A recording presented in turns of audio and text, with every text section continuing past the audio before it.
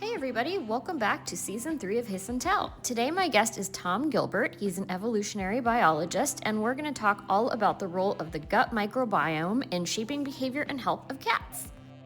We are going to talk about his research, the implications for animal welfare, complexities of domestication, and the potential for microbiome modulation to improve animal health and behavior. So come along and get into the discussion with us. Hi, and welcome to Hiss and Tell. I am your host, Christina Wilson, and with me today is Thomas Gilbert. He is an evolutionary biologist. Welcome, Thomas. Thank you. Excited to be here. Excited to have you.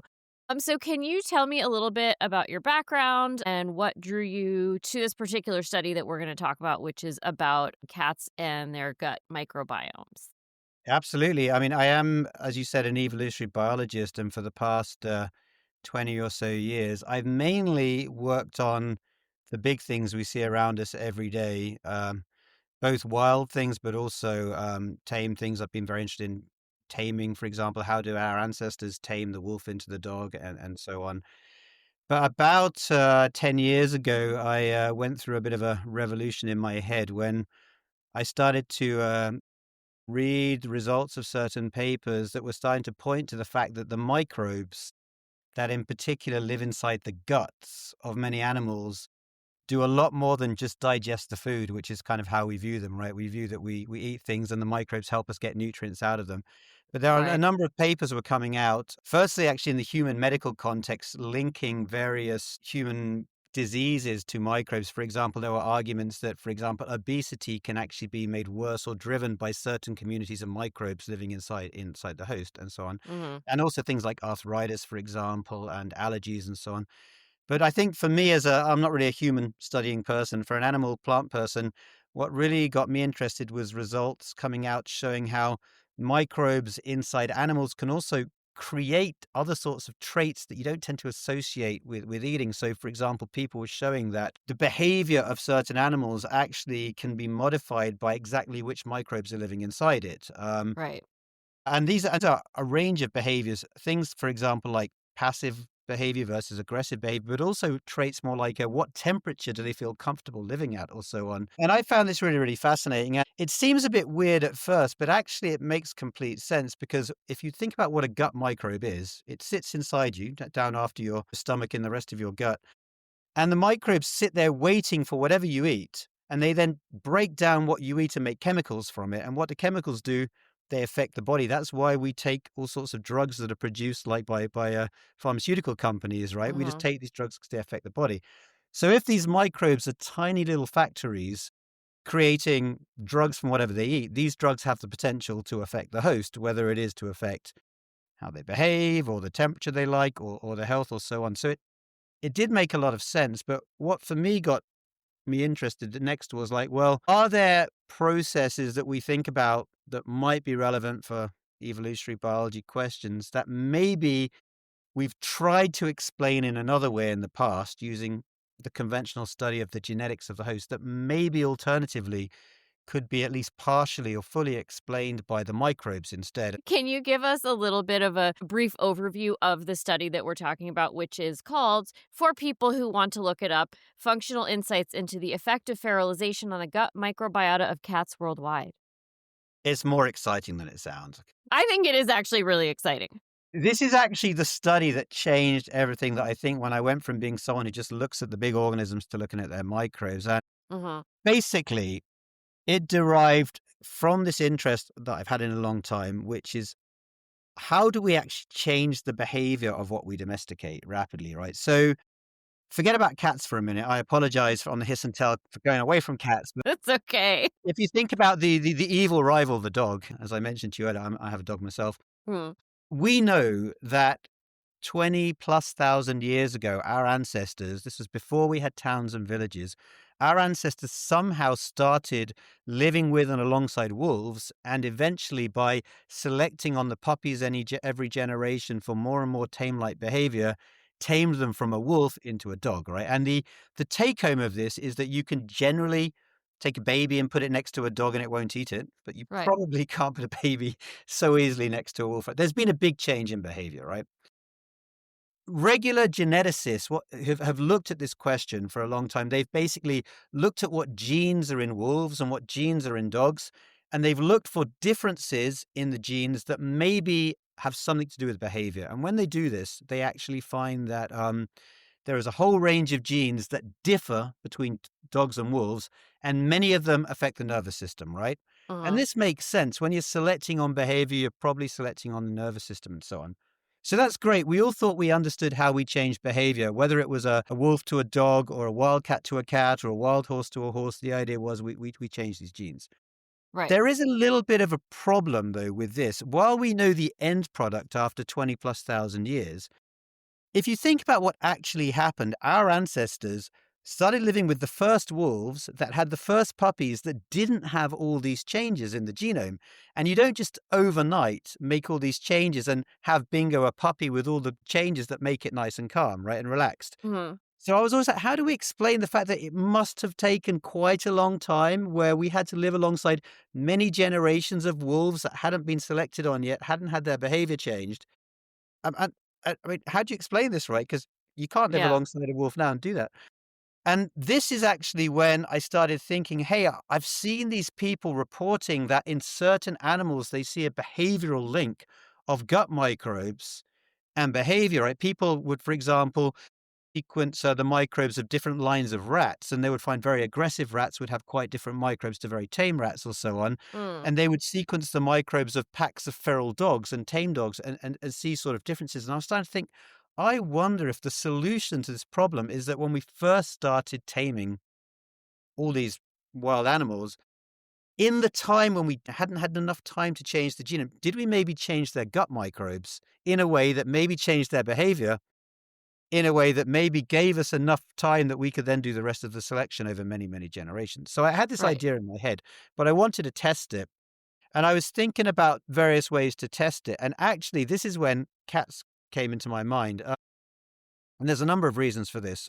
Basically, I remember having been told at one point at university or saying that if you find a feral cat, and here we mean a cat that basically is derived from a tame cat lineage. So it's not a Mhm. wild cat, it's the tame cats that have left living with humans. They've gone out to live as strays, for example. They've had babies and the babies have grown up being born away from humans, living without human interaction. I was always told that if you find one when it's very, very, very small, the first few weeks of its life, and bring it back into a human environment, it will actually grow up fairly tame. But if you Right. wait too long, they're basically untamable if you define that as with the behavior of a fully normal domestic, yeah, fully that. This is anyway what I was Mm. told a while back, Yeah, right? yeah, yeah, sure. And and my thought was like, well, why is that? Because we were told, well, it's just because when they're a baby, they have to get used to humans and the brain gets wired the right way and The so on. socialization period. Yeah. Exactly right. But the interesting thing about microbes is it is known that in animals, you are extremely susceptible to having your gut microbes sort of preconditioned by the first few weeks of your life, which to me is interesting because then if you get yourself a very early kitten, a couple of weeks old, and you start introducing microbes from your home into it, that might establish a different community to if you get it maybe when it's 8, 10, 12, 15 weeks old, when its microbes are already established by the wild.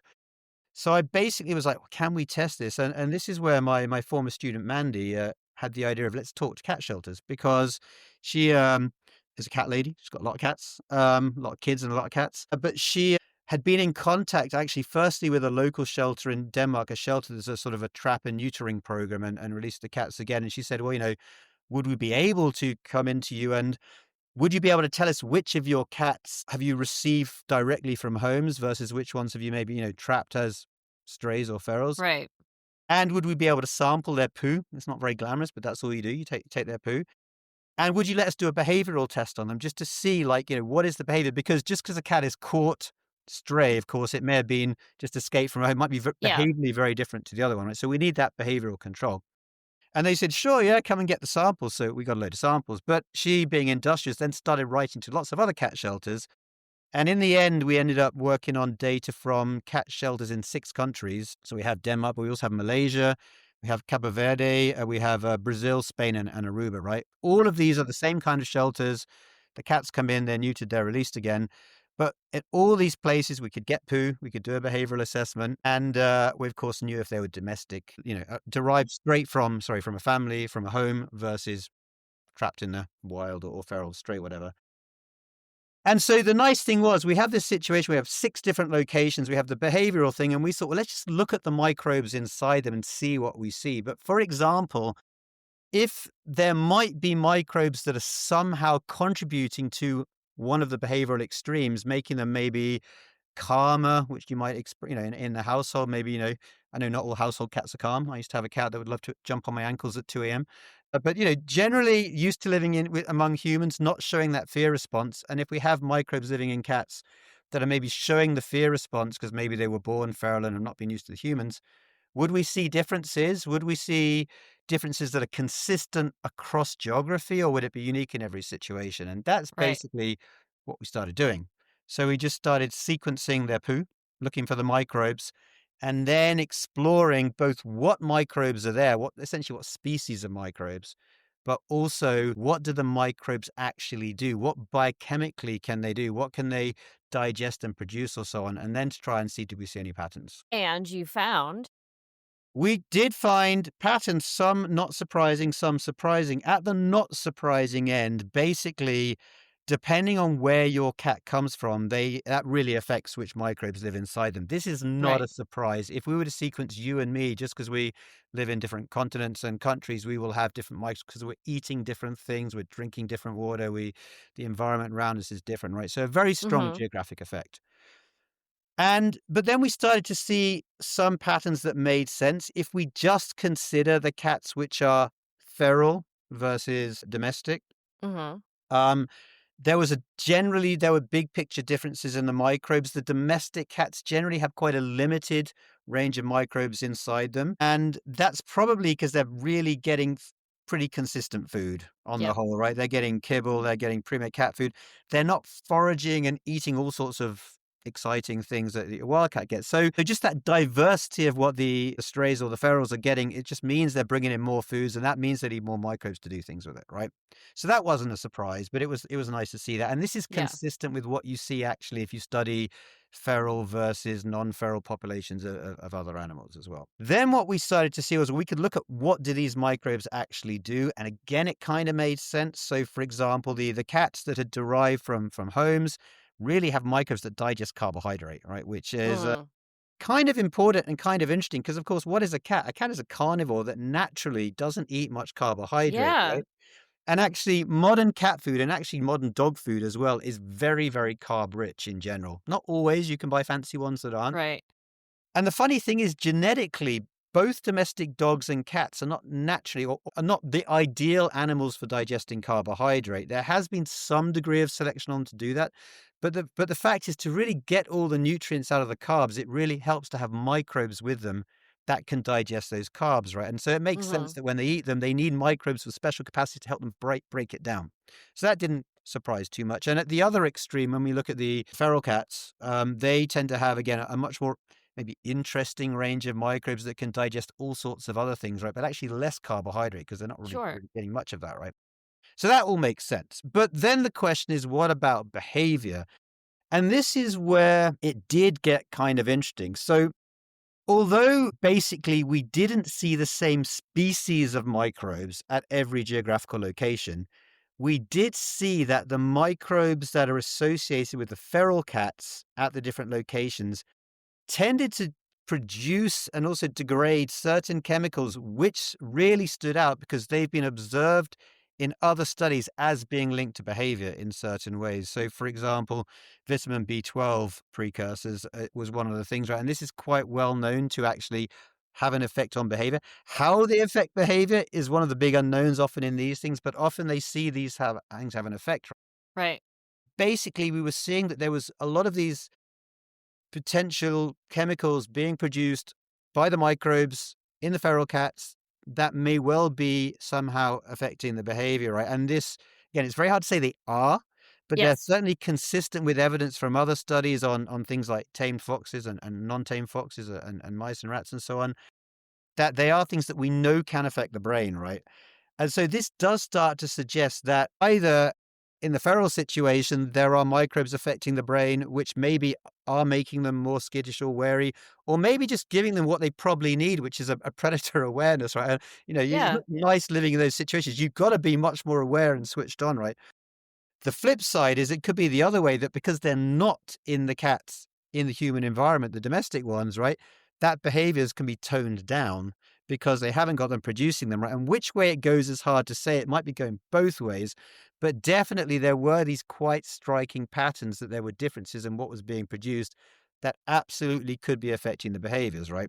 Yeah. So, and again, the thing was, although it was different species of microbes doing this in the different locations, the functions, what they could do was quite similar across them, right? So it suggested it's a fairly universal effect, that there is some kind of effect. And that effect is probably being driven by the diet they're eating, but also Mhm. what they're being exposed to the whole time. Because if you need a certain microbe to produce a certain chemical to make your brain maybe more active and more wary, you've still got to meet that microbe in the first place. And if that's not found in the home, you'll never get it, so on.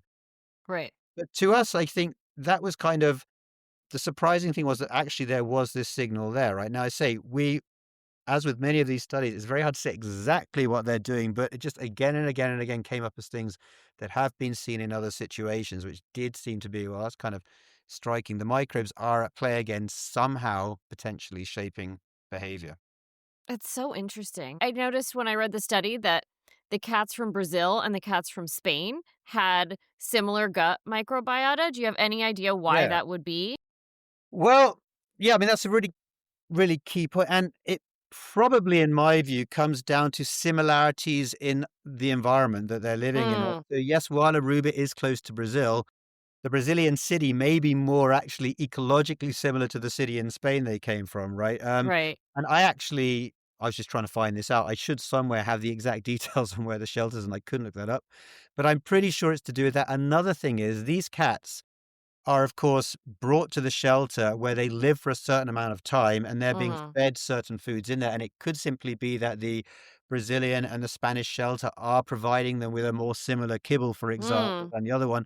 Having said that, the similarities also found in the feral ones, but again, that could point to the fact that just what is available for them to eat in the feral situation is more similar in Spain and Brazil. If Spain and Brazil tend to be both in cities, for example, and Aruba is maybe a more slightly rural thing, they'll get access to different things. But this is this very, very, very strong effect you always see of the environment on these things. But the funny Right. thing again for us is that even when you have such a strong environmental effect, when you then see underneath it still these kind of big picture patterns coming, that does suggest that there's more going on than just randomness. And this is cats is one thing. This has been seen, and we've done stuff on dogs and chickens and even tamed foxes, and we consistently see these kind of bizarrely consistent patterns, even when the environment varies.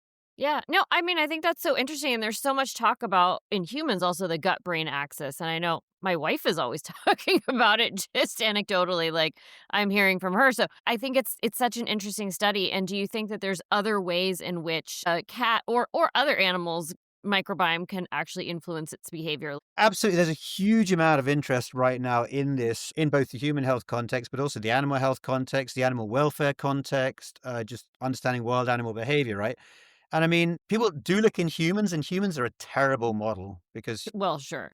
humans have, unfortunately, too much freedom and will, and don't do things controlled. But people showed quite early on, for example, that you can take, for example, rats, and you can do what's called a dominance test, where you just have like a glass tube and you put two rats in, and one will just push the other one out, the dominant one. And they show that you can actually flip their microbiomes and reverse the behavior, right? So you can see these quite Hmm. striking differences by flipping the behaviors. And again, what's probably happening is certain metabolites are being produced by the microbes that then are received in the brain in different ways. And there are subtleties to this. For example, genetic differences between the animals might change how they interact with the microbes and things. But in general, the idea is if the microbes can affect the behavior, if you can then Mm-hmm. modify the microbes either by force feeding specific microbes to people, this is basically what probiotics are, to be honest, and prebiotics, Exactly. Yeah. or just by changing the diet naturally so it encourages certain microbes, you could then have a knock on behavior. And And this is very relevant for a number of reasons. For example, I have colleagues who work in a primate sanctuary in Spain, and they have these, I think, chimpanzees that they would like to reintroduce to the wild. But these chimpanzees have come from zoos or other horrible places, circuses and so on. And they've been eating a very artificial diet, right? And that Yeah, means the microbes are probably very artificial inside them. They're probably affecting the behavior in a certain way, right? And so the thought then is, well, can we start introducing a more natural diet to try and push the microbiome and make it more natural, to make maybe the metabolites being produced more natural in a way that maybe will affect their behavior, right? And this may sound crazy, but this is basically what's happening in these cats. The fact that the diets are pushing the microbes in a way and the behaviors are diverging, they could be this kind of link, right?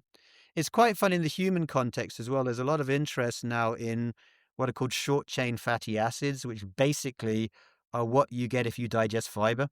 If you are if you have the right microbes inside you, when you eat a lot of fiber, it gets broken down into short chain fatty acids by the microbes. And these basically can induce a kind of calming state in the body, right? mm, If you don't have them, you're much more excitable. And when I've mentioned this to people, they've said, well, maybe we should be changing all the food in prisons and schools to make it very fiber rich because then people will be calmer and so on. And it's a very interesting idea. And it's an yeah, ethically challenging idea because, yes, if we made the food fiber rich and the microbes changed and we could make the overall level of the prison a bit calmer, then of course it takes more to push for aggression to come, right? It doesn't mean people right. can't get angry. On the other hand, if we put fiber in the diet because we know the microbes are going to basically produce drugs, is that any different to say, what if we put drugs in the water in a prison, right? So you start to get these kind of interesting ideas, right? Yeah, If we but change the diet of a racehorse to somehow the microbes produce certain drugs that make the racehorse, or in fact a human runner, run faster, is that any different to doping? So you get all these kind of interesting it's ethical true. situations. Huh. But again, I mean, you could imagine, you're probably not a fan of zoos, but zoos exist. Well, I mean, in a zoo, should they be considering diets which maybe have more metabolites produced by the microbes to induce a calming state in the animals, right? As opposed to the reverse. I mean, maybe if you give a pure speculation, maybe if you give a lion in a zoo a lot of meat, maybe they're just much more anxious than they would be if they were getting some kind of like more carbs in the diet. So, I mean, I have no Right. idea what the answer is. You can at least start thinking about these things and in situations and you can even imagine, like, again, you talk about service animals, for example. Would you want to maybe condition the diet in light of what kind of service they're producing or so on? Probably Right. your police dog probably doesn't want to be completely chilled out the whole time, or at least No. the policeman doesn't want it to be. Whereas your service dog for the blind, for example, probably you'd want to modify it that way. So there are all sorts of thoughts you Yeah. can have when you accept that the microbes, in interacting with what they're given, produce drugs that can affect the body. I mean, it gave me so many questions reading this paper that's not proper English. I had so many questions reading this paper. Doing great today. Especially because so much of my work is socialization and working with not only kittens who come from feral mothers, but feral cats and, sometimes raccoons and other animals that are well past what we would normally consider a socialization window. And so I'm wondering what your thoughts are about working with animals who are considered feral via the gut microbiome and the diet. Like if I, for example, rescued a feral cat, could I domesticate it via its diet in part, obviously with other bits of socialization as well, but is that part of it? It's a really, really interesting question. And there are several reasons why. Firstly, the kind of dogma is that your microbiome is very much conditioned by the earliest part of your life, right? And whatever microbes you're Yeah, initially exposed to kind of set the development of the community down a pathway which is a little bit changeable later, but you're kind of constrained within a thing. And if I can give you a very simple analogy, if you have a garden and you rip up all the plants, what grows there eventually kind of depends on what seeds you throw down first, right? If you throw down mhm, nothing, you get one kind of community, but if you throw down grass seed, it will never become a wildflower community because the grass is established and so on. And it's kind of the same in yeah, the microbes. So the idea is that the very early exposure to the microbes pushes them down a community development, which you can change by changing the diet, but it's still constrained within a window. Having mm, said that, it doesn't mean it's impossible, and it may simply be that it's just harder to change it later. So, for example, if you, for example, have a feral cat, it's 2 years old, it's behaviorally quite, whatever, fearful of humans. It is quite possible that if you spent enough time on it and gave it enough microbes or diet to kind of change it slowly, there would be these changes happening that would affect the behavior. What we don't know is how far it will go and if it would be much, much faster if it was, for example, a cat which had been born in a household and then becomes stray and its microbes would change, but then you're pushing it back because they kind of didn't fully change or so on. Right. It may be that when people say it's hard to change it, it's because the problem, of course, as I'm sure you know, that when you have a very anxious or fearful cat, it's just hard to spend a lot of time with it. And you need to spend time with it to change Mhm. its microbes, right? It's because where do the microbes come from in the home? They come from being around you. I mean, it's if a cat is like with you or licks you or you touch it and it licks your hand or something, you start to change shape microbes, right? And of course, when they're not having that interaction, you can't do that. A really fascinating result I was once told about, and again, I apologize for going off cats onto dogs. I there was a study, and what people basically did was they sequenced the microbes in the mouth of owners and dogs, and they could basically match the dog to the owner based upon the oral microbiomes, right? Because there's so much similarity between the dog microbes and the owner. Because I mean, what do dogs love to? They love to lick you, right? And all these owners love to kiss their dog, and even Mhm. if you don't do that, I mean, I'm stroking my dog, then I put some food in my mouth and so on. And you really do get that exchange. You also get it in family units, actually. You can actually identify groups of individuals, like a partner and their kids, based upon the shared microbes, if they're a functional family who, interact with each other a Yeah, lot. You can actually identify families that are non-functional for the I reverse. bet.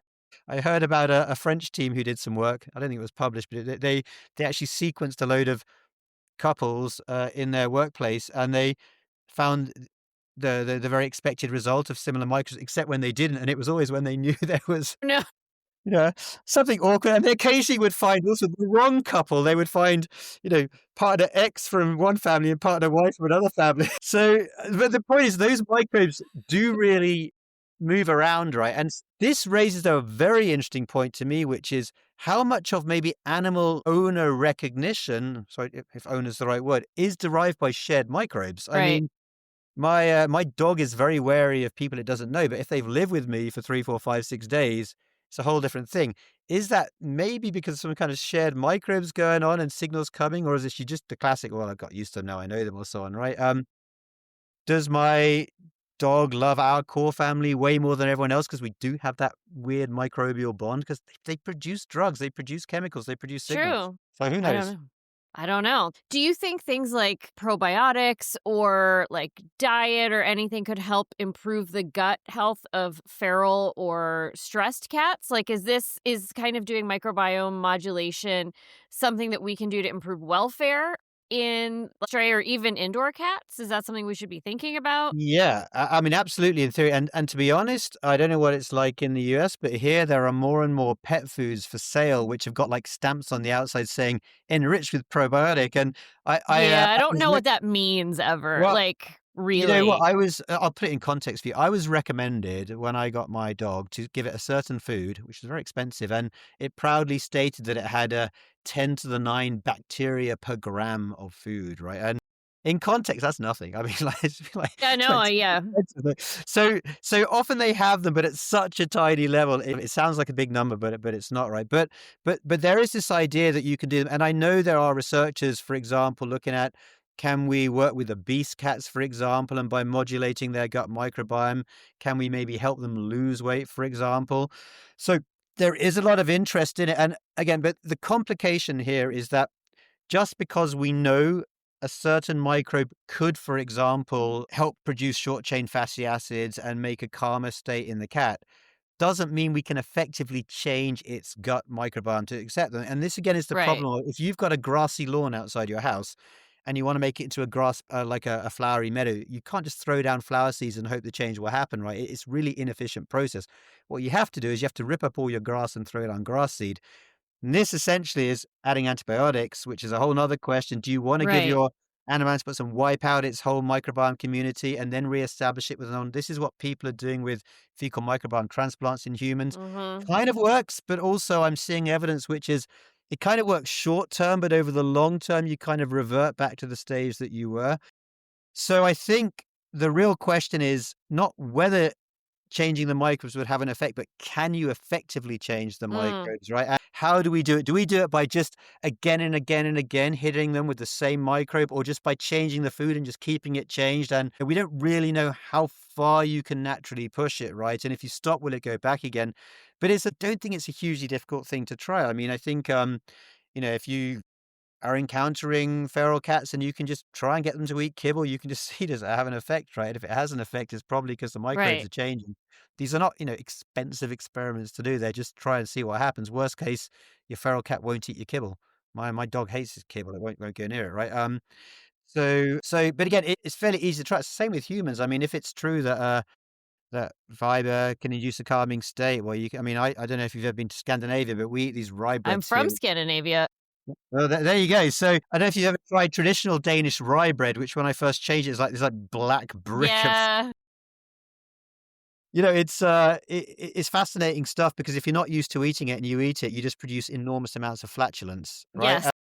But your regular Dane doesn't, and your regular Dane doesn't because 'cause they've got the right microbes established to digest it, right?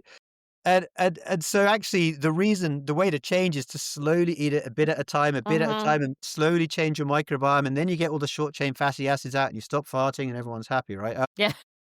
But the same idea with animals. The real problem is if you, want to make a rapid change and you rapidly change the diet, it'll probably be a disaster. But if you can slowly change it, right, just as how you can slowly tolerate eating chilies or poisons or whatever, right? Right. You wanna make those slow changes, slowly include it.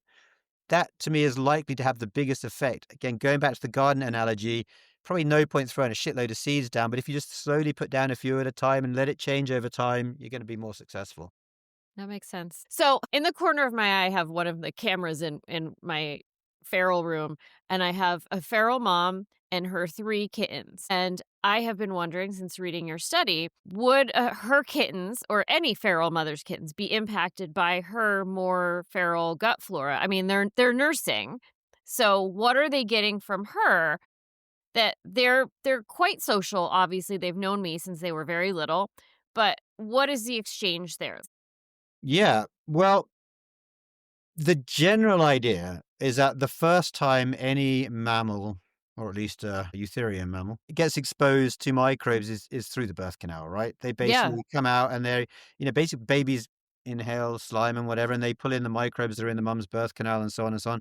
And this actually is why there are growing concerns in the medical community actually about C-section babies Mhm. because they don't get exposed to that. And then they're not being naturally seeded. So I don't know what it's like over in the US now, but in Denmark, you can at least request that when the baby is born, they basically get swabbed with the mother's microbes immediately to Yeah, try and establish something, right? And this is controversial and not fully studied yet, but there is this idea that's your first exposure. And then, of course, whatever your baby is experiencing in the first few days, weeks of life, but when it's breastfeeding or just because it's living in a den or whatever, it's seeding the microbes, right? Now, the thing about your mother cat there and the babies, I think it very much depends where were the babies born. If they were born with the mother in the wild, mhm, that's they different from being were. born in the home. Because if they're born in the home, they're also getting exposed to other kind of microbes, and that will have an effect, right? And going back to the conventional idea that animals are most susceptible for the early period of their life, then of course, the earlier they come in contact with a human, the more they will still be able to be seeded by human home environment microbes and the bigger effect they could have. Again, if you sow down a load of grass seed and the next day throw down wildflower seed, you will have a much bigger effect than if you wait 6 weeks first before you do it, right? Of So, course. I mean, it would, a really fascinating experiments would actually be to sequence the microbes of these kind of things, compare them and see what happens and how resistant are they to invasion from home microbes and so on and so Hmm. on. These are all fun things one could do. But, one could, in theory, look at the microbes of the mother, look at the microbes of the baby, see are they completely identical? Are there differences? If there are differences, are there the differences maybe related to what other cats are in the house, for example? And are they maybe affecting the babies more than the mother because they have their less established microbiome and so on? One could start Mm, to pull those things apart and see what's going on. It's yeah. So, but again, I would like to caveat that what we see is correlations, interesting correlations of right. microbial functions that differ alongside behavior, and they look certainly interesting and they relate to things that could be interesting. Whether they have an effect is a thing that requires all sorts of follow-up studies, which are kind of hard to do, and so on and so on and so on. But that is a limitation of a lot of microbe science these days. We're good at seeing patterns. Testing them's pretty tricky, both because ethically, I mean, to be honest, like some of the experiments you would ideally have to do are just not very nice experiments. Just like take Yeah. babies at birth and switch the mothers around, which Yeah. you will learn a lot, but yeah, do you really want to do that or so on? And it's or give babies antibiotics constantly and see what happens, and Yeah, yeah. not Yeah. super fun experiments. Fair enough. I did notice in your study it had said that where did it go? With the Now I can't. antibiotics, or Yeah, yeah, yeah. I was just curious if they were eliminated because obviously antibiotics would wipe out the gut flora, and so it just said, participants, the animals had been noted if they took antibiotics, and so I was just wondering if those yeah, animals were then well, thrown out of the study. yeah, I mean, we basically asked that question, and of course, we only know based upon the time they arrived in the shelter, and essentially, I Yeah. think we had enough that we didn't actually use those samples, right? Yeah. We did see that the feral cats did carry microbes with functions that actually can degrade antibiotics, which is kind of Mm, interesting. That kind of suggests that they're being exposed to them. But on the other hand, they might just be exposed to microbes in nature, and that they're just naturally able to do that. So there was something there, right. but that's nothing to do with our cats per se, that ours had been given it. I guess it's because a lot of the cats coming to the shelters might need antibiotics because they've been found in an unfortunate Yeah. situation, or be sick or so on and so on, right? Yeah. So it was more just a bit of metadata along with, like, were they male cats or female cats or old cats or young cats, or Right. Well, some shelters, I mean, it depends on what shelter you work with, obviously, but some shelters give them prophylactically and also do things like trazodone for 3 days. Every shelter obviously has its own protocol, so I'm just curious I always at what's don't happening. believe that was the case in our one. 100% sure, but I'm pretty sure that Mandy would have controlled for that, Yeah, yeah, because I'm it's sh makes your life a nightmare when you're studying microbes if you do yeah. that. I figured, but just because it didn't say in here, and I'm always so curious about methodology and exactly what was happening. All of I have to because I'm like an old person, I have to like print it out and highlight it and mark it up Don't and worry, I have to print it out to remember what we did because it was yeah, a whole a that's year the and a half ago. same thing. That's an old person as well. Yeah. But I mean, one of the actually surprising things we do occasionally. We actually have a lab where we actually do studies on wild animals, where we actually try and change their microbiome and measure them and so on. And it's really, really hard actually to eliminate a microbiome even with antibiotics. So I mean, I bet. it's it's surprisingly difficult. And I think this is the problem that the fecal microbiome transfer people community have, that they want to knock out what they have already. It's really hard to get rid of the last vestiges of it. Again, just like if you're doing your gardening, it's really hard to get rid of Yeah. the last weeds, right? And so they bounce back again and have an effect, and so on and so on. And this is also a little bit why early life exposure is so important, because those first microbes that get in there really set the development of the community, and they really hard to budge later. And so if it is correct that C-sections are preventing human babies, or in fact animal babies if they have them, from getting the right microbes at birth, could this be a problem downstream, right? Because it's really, really hard to shift things later in some Yeah, situations. But that's not to say that we can't shift it a bit and that can't make a difference, and that's kind of the interesting stuff. that's true. Last year, I had, a mom and 2 babies that we rescued, and they all got coccidia, which is really terrible intestinal disease. It just causes explosive diarrhea constantly. But it really it must have done something to their microbiome because now one of them has such an eating disorder, and I think it has come from whatever happened. I don't know if there are microbes that drive I noted in the paper that it said there were microbiomes that can drive obesity. He's only a year old, and it's almost like he has, like, Prader-Willi, even though I Uh, know that that's not something that I even looked up, like, can cats have that disorder, but they don't have those chromosomes. But it's so wild, and he had to be on a year of probiotics just to keep him from having absolutely noxious farts, and it has been such a wild ride with these poor guys and just seeing that could 100% be microbiome. I mean, and I can tell yeah. from personal experience. I lived in Kenya for a year back in 2012, and I got food poisoning really early on. Oy. And the regular diarrhea and vomiting stopped really fast, but boy, did I have noxious farts continually for about 3 months, until someone finally said, like, maybe you need some antibiotics. Yeah. and it fixed it straight away, right? So Yeah, because what's going on is that I said your gut microbes need to be tailored for the kind of food you're eating, right? Because right. not every microbe can digest some kinds of fiber, for example, right? And if they can't digest it fully, they basically produce hydrogen and all these other kind of methane and so on. This is actually the problem of people who are lactose intolerant, right? They're not able to fully digest the lactose and they produce hydrogen and then it comes out as farts and burps, right? And often the smell is just like what else is in the gut at the same time being carried out with it. It's not necessarily Yeah, the correct product, right?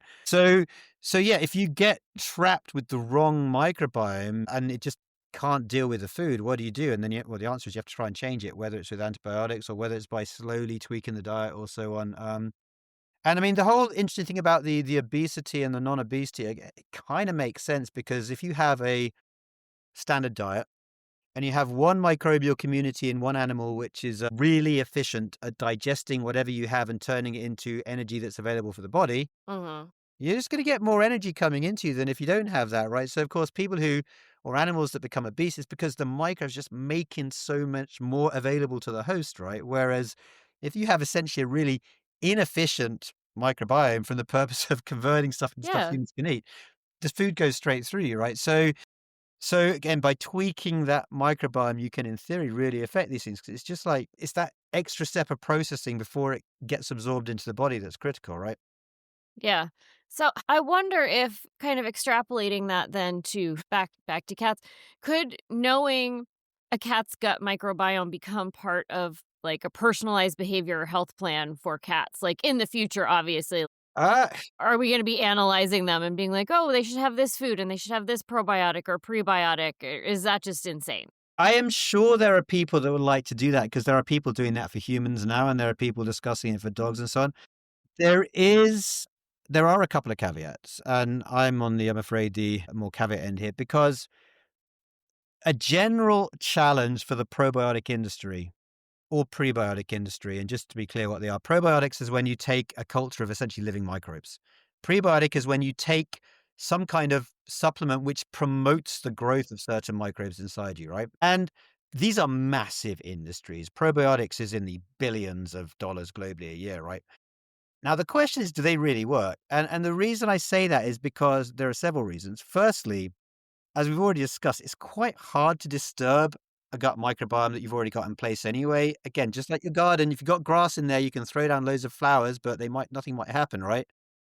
So a lot of the probiotics being taken might just be going straight through because inside you is already occupied by all sorts of other microbes, right? But on the other hand, there are certainly times when it can work if you've had antibiotics or maybe, you just take it enough, it will happen. The second challenge, though, is that assuming that every individual reacts the same way to the probiotic is maybe a little bit problematic. Now, there's a Mm, lot of interest now in what's called personalized medicine, which is you have to condition doses of medicine based upon the genetics of the recipient, right? right. There's the famous example of warfarin, which is a blood thinner, which either kills you or does nothing, Yeah. depending on who you are. Um, and what are medicines? They're drugs. Where do drugs come from? A lot of them come from microbes. So if there's a personalized response to drugs, there may well be a personalized response both to the drugs produced by microbes inside you, but also the microbes themselves. We all have different immune systems, right? So Hmm. if you or I or my Indian colleague Sham take a certain probiotic, we have to assume A, our immune systems will all respond the same to it before it establishes. B, we all respond our microbiomes will all allow it to establish anyway.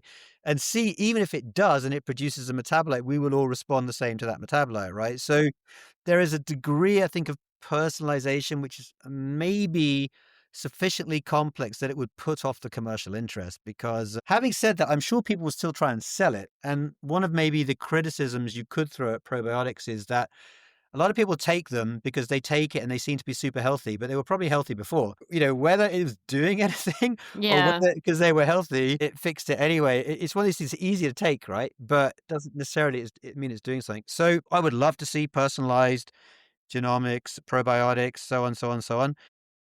But we just don't know enough about how hard it would be. But that's not to say I'm not encouraging people to just if you want to try and make your cat more chilled out, maybe you got an old tomcat getting grumpy or whatever, you don't have to maybe castrate it. Maybe just try giving it more carbohydrate and see what happens, right? Give it more fiber. Try and Yeah. get to eat some Danish Scandinavian rye bread.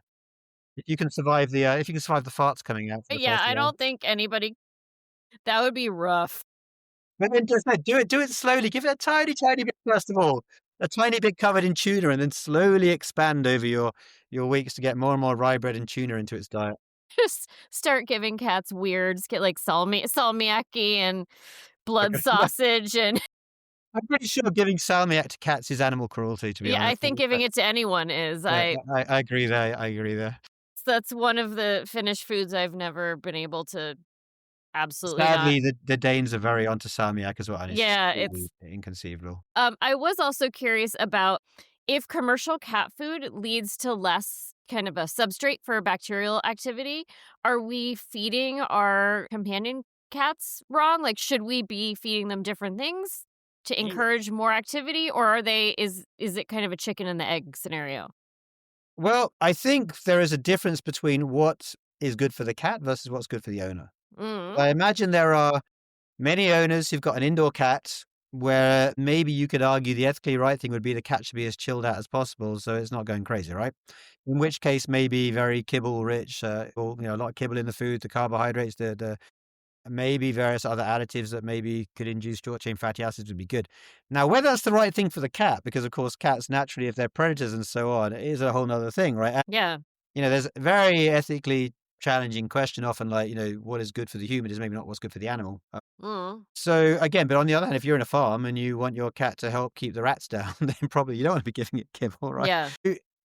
But because absolutely in theory it could be affecting the behavior, and then you've got to decide like which way to go. And I mean, I do know I've got colleagues who are vets who are working on what should be in the feeds for both dogs and cats because there are problems of obesity in Mhm. certain breeds. They're prone to it. So maybe can they modify the diet in the way, not just so there's less available energy in it, but it also is for a certain microbiome, which basically means there's less available energy and so on. I mean, these kind of things are definitely people are exploring them, are interested. And given there are links in humans with things like microbes and arthritis, you can then be thinking about, well, should we be avoiding certain diets that promote certain microbes, which maybe would bring on arthritis to give them a longer and healthier life? There's a lot of interest in these kind of areas. Whether it's possible to make general solutions or they have to be breed specific solutions. I will say, for example, I know there's a lot of interest in the dog world of these more natural meat rich diets, right? Which sounds Right. great in theory because a dog is a wolf, right? But what we know from dog domestication and genetics is that in the domestication process, we've actually created some breeds which are extremely good at digesting carbohydrate. We've basically selected on a gene called amylase, which is for just digesting amylose. And in some breeds, they have 20, 30, 40 copies of the gene, which means they're really good at digesting starch. We have Mm. other breeds, things like, for example, the traditional sled dog breeds, which have no amylase. They're like wolves still. Now, while it's pretty awesome to give a meat-rich diet to like a sled dog, if you're giving a meat-rich diet to these breeds like Chihuahuas, which have got multiple amylase copies, they're actually geared for eating carbohydrate, right? So Right. you've got that mismatch there, and almost certainly you'll see the same thing in cat breeds, depending on what they are. Not to the same extent, because of course they've always been a bit more independent-minded and doing Right. these kind of things. So you do need to factor in, ideally, the genetics of the animal, like what are they naturally able to eat and not eat? And then you can factor in what microbes can go on, and then you can factor in the effect or so on. Worst case, you might give them non-permanent diarrhea or they will fart a lot, which is, can be quite horrible. So it's not like serious medicine kind of things, but Yeah. again, it's not straightforward, but there definitely one needs to tailor at least to the kind of the breed with the pure breeds. Of course, it's not so easy with, of course, the ones that are crossbreeds and so on, or at least be open-minded that there is a degree of complexity to all this. That totally makes sense. So, what are you working on now? What's the next big question that you wanna answer? And obviously, it does not Yeah. have to be cat related. Well, well, I am really fascinated with the domestication still, and we've done quite a bit of work on chickens and foxes, and in particular, what are called redomestication experiments, where people actually took either red jungle fowl or actually semi-wild foxes, and then they selected on them on behavioral changes in a Mhm. very controlled environment to see what happens, and we see these diverging microbes and so on. And again, what we're interested from an evolutionary point of view is can we actually decipher how the process works? What comes first? What comes later? Is the microbe important first? Does the genome change later, or so on and so on? So we're starting to do stuff on that. And a more big picture, actually, one thing that fascinates me that I haven't really found a way to answer yet is that actually when I talk to cat people, and I would be very interested in your opinion here, the general consensus is that it's possible to tame nearly every species of cat. And I mean, like, tigers, lions, it depends on the behavior, but essentially people argue for not all of them, but for most of them, you can kind of be in a relationship with an adult where you can kind of live alongside it and so on, which is not the case in many canids, right? In canids, Yeah, yeah, yeah. even No. even today, wolves are nearly impossible to live alongside, right? Yeah. And again, I mean, of course, there are exceptions, like the leopard cat had to be crossed with a regular cat to make the Bengal cat, for example, right? But in general, I have been told by people that it's easier to live in a kind of domestic situation with cats across all the species than in the canids, right? And Hmm. to me, this is quite interesting because I was just like, how did we domesticate the wolf into the dog? Given canids seem really, really difficult to live alongside. Are Right. there any cat species that we couldn't, if we tried hard enough, tame? And actually going back in time, what about, like, what if we go beyond the last common ancestor of, for example, the regular house cat and the lion? Then you get into the lineages of, like, the saber cats, like the homotheriums, the smilodons and so on. Would they have been tameable, right? So that's not to say they were tame, but, like, is there something that genetically predisposes the cat lineage to be more easy to domesticate and tame than, for example, the dog lineage? I'd say very Hmm. hard to test it, but I do like to think about this. Are there certain lineages that are just easier to do it or not? Are there exceptions and so on? And I have a few ideas how to work on this, but I haven't got completely as far as I'd like to get yet. But I like to Yeah. speculate on this. I don't know if you ever read the famous series Clan of the Cave Bear about these. Yes. Oh my, I love those books as a kid. What does Isla do in Clan of the Cave Bear? She tames, I think, either a Smilodon or a Homotherium, right? Yeah, that's true. Maybe Yeah. maybe it was possible, right? So, Yeah. this is my crazy wild thoughts, like, could we ever and it does sound crazy, but I actually have some ideas of maybe there are ways one could get down to test that, and maybe it does involve actually the microbiome, because if fundamentally to make the initial behavioral change, you have to really change the microbiome. If certain lineages of animals are just resistant to a microbiome change, Mm. resistant to certain microbes that affect the behavior, maybe that makes them untamable, right? And maybe the ancestor of the dog was the weird exception. I mean, if you think about canids, we maybe tamed the wolf 25,000 years ago, right? But we lived alongside very similar animals in Africa for a very long time, right? Ethiopian wolves, African golden wolves, African hunting Mm. dogs, right? Side-strap black jackals. To be honest, it would probably have been useful to have some kind of tamed animal when you're a hunter-gatherer sleeping at night to basically either help Yeah. you hunt or so the fact we didn't, does that mean that maybe just because Isla from Clan of the Cave Bear came along 25,000 years ago, they had the human amazing development? Or was it because basically the ancestors are untamable, right? And they just had to be in the right location. There are people who are starting to push the idea that we didn't tame dogs, and in fact, we didn't tame cats. They basically domesticated themselves using the human. I don't know if you know about this stuff, right? But the idea Yeah. that which I find very, very fascinating, taking the human initial agency out of it, right? Yes. And so anyway, it would be interesting. I actually read a paper recently, China, about archaeological evidence for example, essentially tame leopard cats. I think going back a long time before the current cat arrives, basically down the Silk Road, not that long ago or so on, right? And so one can start to wonder about how could it have been different? Were there options? Is it fundamentally possible to tame all cats, but not dogs, and so on?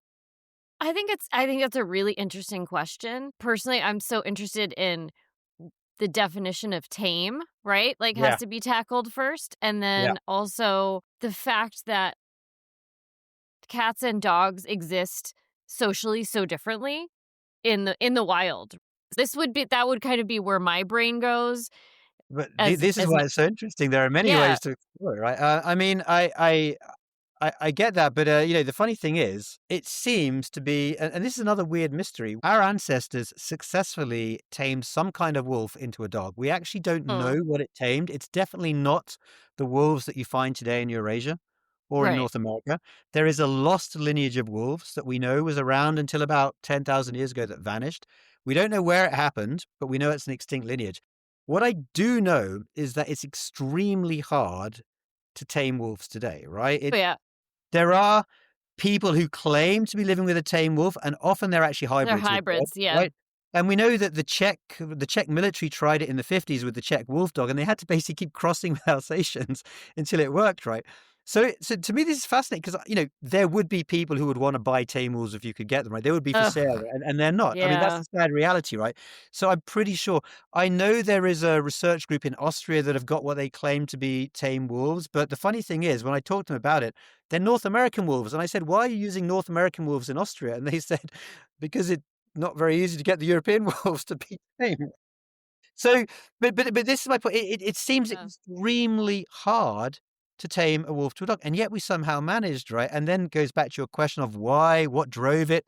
Was Yeah. it that the wolves themselves, because the megafauna were becoming rarer and rarer, started scavenging around humans? But what happens if you start scavenging around humans?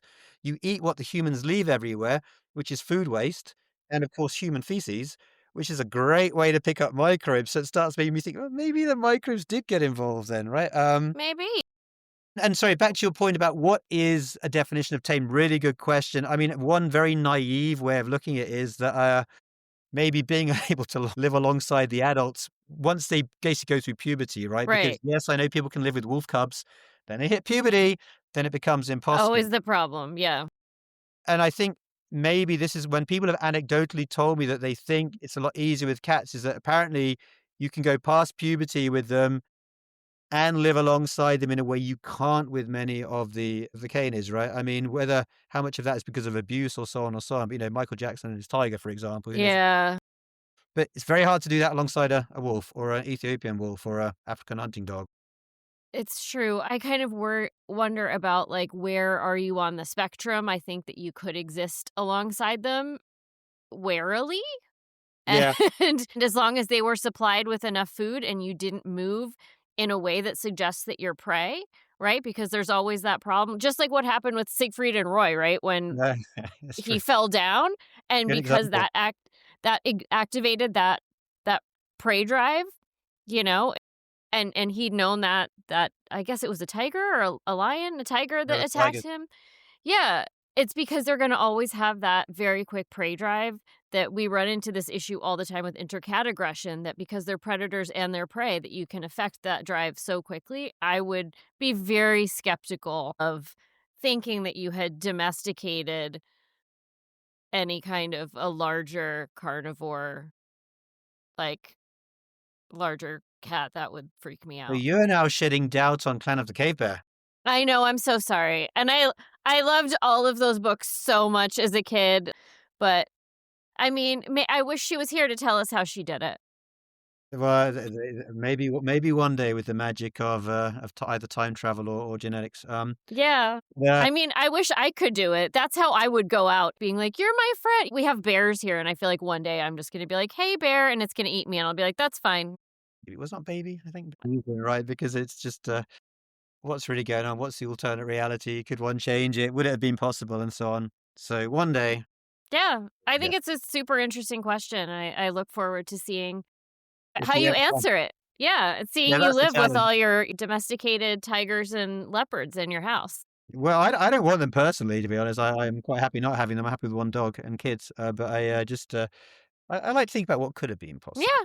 No, I get it. I get it. Well, thank you so much. This has been such an interesting discussion. I really appreciate you coming on the podcast and sharing all of your knowledge with all of us. Thanks for your interest and your impressive knowledge of the paper, which is not always the case. I got your questions. I was like, oh, she's read it. Now I better read it again. Very Thanks for listening. If you enjoyed this episode, please rate and review wherever you listen. It super helps. For more information and to support our podcast, check out our website at hissandtellpodcast.com. You can also find us on Instagram at hissandtellpodcast.